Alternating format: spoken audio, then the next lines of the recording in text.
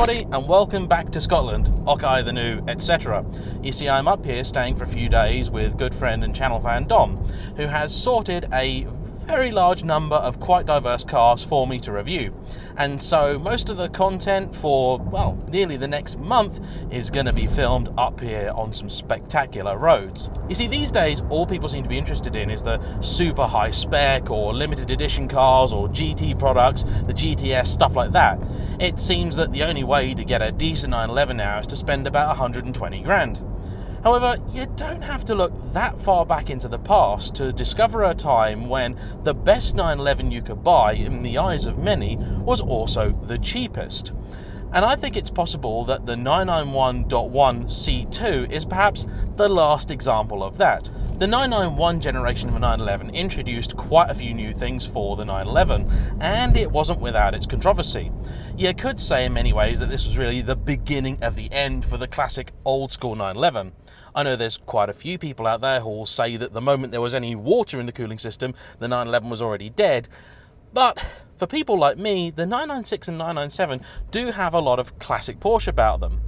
This one, though, really did mark the brand's move away from that sort of compromised car to something that was much more of an all-rounder and a true GT car. It grew in size, it grew in specification, and it grew considerably in price. However, the first generation of 991 also occupies a special place in 911 lovers' hearts as the final iteration in which the base Carreras were powered by a naturally aspirated flat six. And indeed, what's so special, possibly, about this car is that engine. It may only be a 3.4 with about 350 horsepower and a mere 288 pound-foot of torque, but the character of the engine is very much old school. You've got to rev it to get the best out of it. And so I recall road testers at the time saying that if you really wanted to buy your 911 as a driver's car, this was probably the one to get. This car certainly is not lavishly specified. It's really easier to tell you what it doesn't have. It does not have Bose. It does not have a reversing camera. It does not have the sports chrono pack. It sadly does not have the sports exhaust. It doesn't even have buttons on the steering wheel. Unfortunately, it does have a very blue interior. Porsche call it Metropole Blue, and if you're not familiar with the way that Porsche like to do things, when you specify the colour of an interior, they don't just give you a few patches of dyed leather, they go the whole hog, or the whole cow as it may be, and pretty much everything in here, bar the stalks, is blue. It's possibly a bit much, and maybe the reason that this car hasn't sold as quickly as it should have done, because this is one of the most keenly priced 991s in the country. Now, this has been kindly loaned to me by the amazing people at Scottish Motor Services in Glasgow. They have to be one of the most chill dealers I've ever known. My friend Dom went and paid them a visit earlier in the week and said, "Can my mate borrow a car for a review?" I turned up this morning, said hi, they threw me the keys, and now here I am.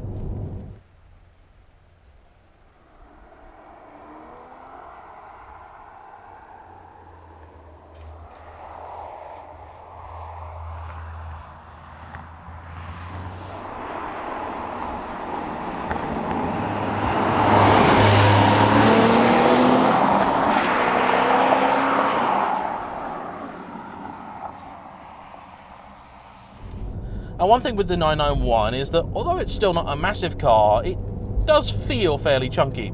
Nowhere near as big as the 992, but in this generation already you've started to lose some of that classic 911 view out the front. I can only see sort of a part of the front on this side of the car. That side is completely lost.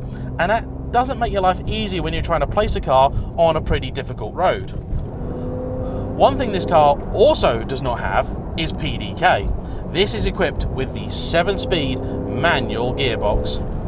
Now, despite the fact that this car is shod with 20-inch alloys, which don't quite look right to my eye, particularly as they reveal the fact that the front brakes on this aren't the biggest, it's also wearing winter tyres, it rides still very comfortably. Now, the 991 generation is noted for the first time that Porsche decided to use electric power steering in their cars, and it's fair to say that they got a bit of a battering for it.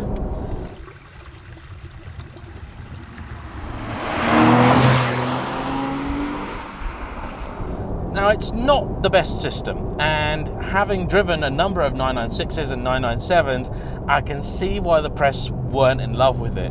If you're used to that kind of pin sharp and full of feel handling that the old cars gave you, this would definitely come as a bit of a disappointment. In comparison to many other cars with electric steering, including, let's say, my S2000, it's still a decent system, and the chassis is fairly communicative even with these comfort spec seats.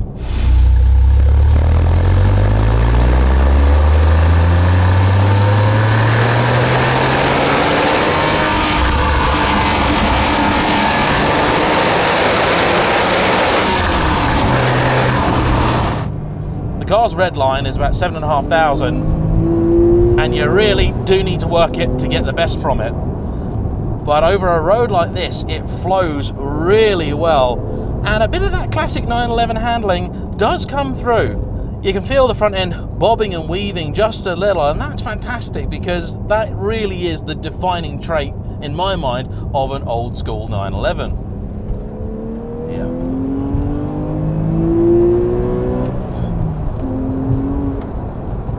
It does still sound like a proper 911.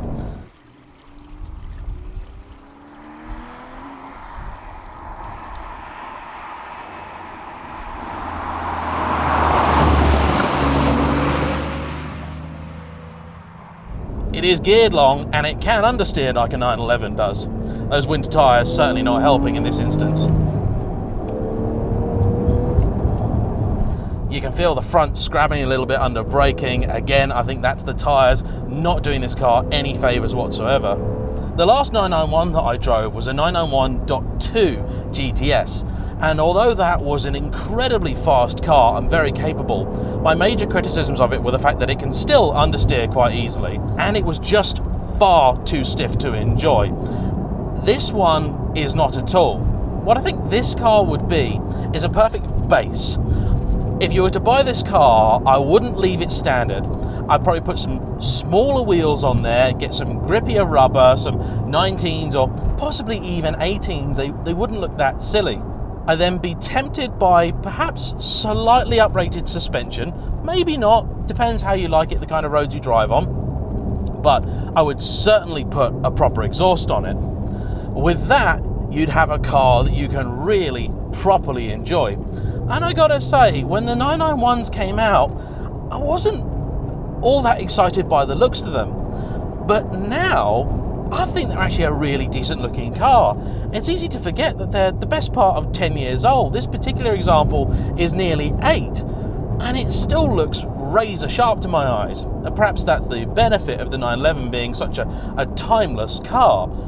It's lovely as well having these dials, 4 out of 5 of which are still analog. You've just got one digital screen. You've got a sat nav and Bluetooth down here, which is quite out of date, although you can, of course, get updated discs for them. The stereo system is actually pretty decent too, considering the fact it's a base one, and the interior is a very nice place to be. It's all high quality leather, as blue as it may be. I'd also put a different steering wheel on this. I really don't like the look of this plain wheel, and there's a good variety of different ones that you can put on. If you could, I'd get a smaller GT wheel, perhaps with some buttons on it, something like that, just to give the car a little bit more feel. It's driving down this type of road where the electric steering makes itself most known. The old hydraulic systems would try and hunt the camber and they'd be all over the place, but this one just doesn't talk to you, and that's a shame. It means you also have to be extra wary, because when you're going through those tighter corners where that 911 understeer might become a problem, it doesn't warn you quite as much as you might like it to. The brakes work very well in traditional Porsche fashion. Once you get used to it, heeling and towing is not that bad, and the gearbox is awesome. I've driven a couple of cars with 7-speed manuals, and this is by far the best. You really don't even think about that extra ratio until you're on the motorway and you think, oh, actually, I could do with a cruising gear, and then you bimble along and it actually becomes relatively economical by sports car standards.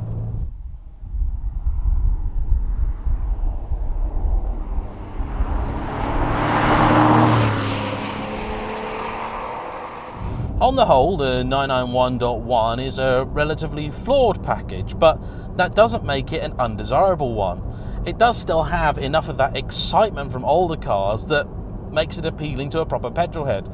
The modern ones, you could say, are almost too easy in terms of the accessibility of their performance. This one, you really have to work it, but when you want to do the day-to-day boring stuff, which 911s should always be good at, it's still very good. It's, of course, a lot more modern than a 997, and if you're looking at buying one of these as an only car, I can appreciate the fact that the age of the 997's cabin and tech may put you off.